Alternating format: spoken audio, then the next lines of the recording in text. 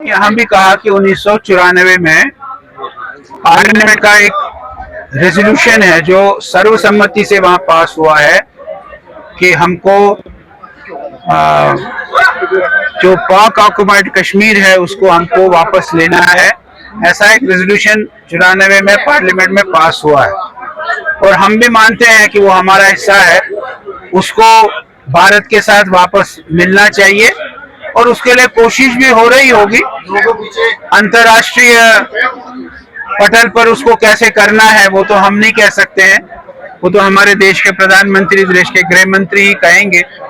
अगर उन्होंने कहा है कि 28 को हम इसको लाएंगे तो जरूर लाएंगे, इसमें कोई दो मत नहीं। हम तो वो मनाए, हम लोगों को खुशी का दिन मनाए। मैंने यहाँ भी कहा कि उस दिन हम खुशी मनाए।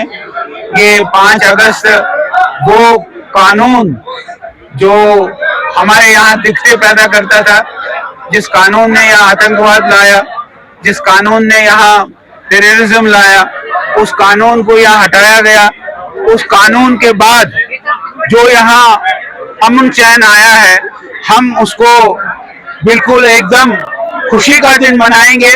वो यौम सियाह मनाए तो हमें कोई आपत्ति। अच्छी बात है, डेमोक्रेसी है हमारी। डेमोक्रेसी में हर एक को हक है, हर एक आदमी आ सकता है और डेमोक्रेसी में जो भी आदमी है वो भाग ले सकता है, पार्टिसिपेट कर सकता है। बिलाल गनी लोन साहब भी पार्टिसिपेट कर रहे हैं, वैसे ही सजाद गनी लोन साहब तो कर ही रहे हैं। बिलाल गनी लोन साहब भी करे तो हम उसका वेलकम करते हैं, हम उसका स्वागत करते हैं। वो तो अब दोबारा से जो उसका काउंसिल है वो फैसला करेगी, क्योंकि जो हमारी जानकारी में है कि वो जहां बना था, जो उस समय वहां बन भी गया था, वहां काफी काम हो चुका है और बाद में कुछ नेताओं को लगा कि ये जगह ठीक नहीं है, वो जगह बदलने के उसमें है। लेकिन हमें नहीं लगता है, जहां ठीक है, जो जगह ठीक है और जो पहले सरकार ने तय कर दी है, मुझे लगता है उसी जगह पर उसको बनना चाहिए। उसमें से तो उन्होंने कोई चीज नहीं पूरी कर दी, उसमें उन्होंने कोई चीज पूरी नहीं कर दी। 200 यूनिट होंगे, हमारे 12 सिलेंडर होंगे,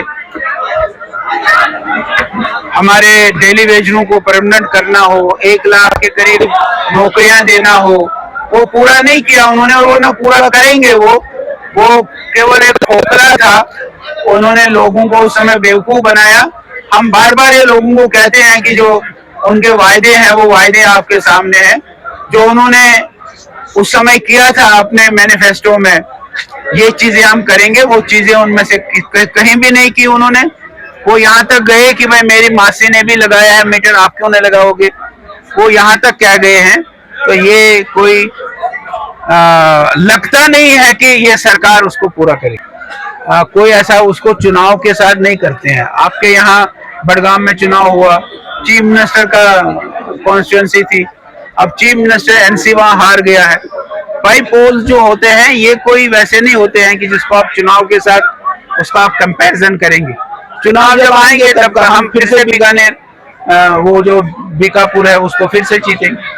वो टाइम से बीजेपी के एसपीओ जो है वो उनका कुछ किया जाना चाहिए, लेकिन अब एसपीओ 15 साल से भी ज्यादा हो गया, उनको 18-18 हजार रुपए भी मिलते हैं।